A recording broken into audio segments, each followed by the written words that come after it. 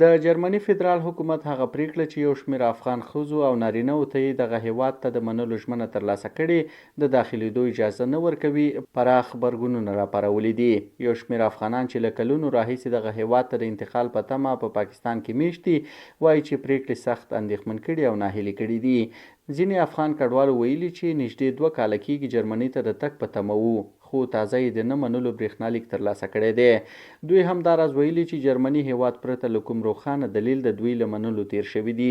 د جرمني د فدرال حکومت دې پرېکړې نه یوازې د افغان پناه غوښتونکو غبرګون راپارولی بلکې په جرمني کې دننه هم پرې سختې نیوکې شوي دي.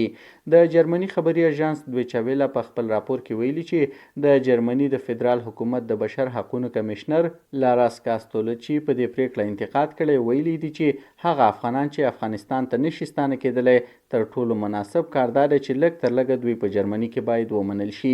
دویچه ویله دغه شان د جرمني په کورنیو چارو کې د زرغون ګوند د سیاستوالې شاهینه ګامبیر له قوله لیکلي چې دغه نه منل د شرم وړ دي ځکه په ټکو یې جرمني کلونه مخکې دغه کسانو سره ژمنه کړې وه چې هغوی به ومني.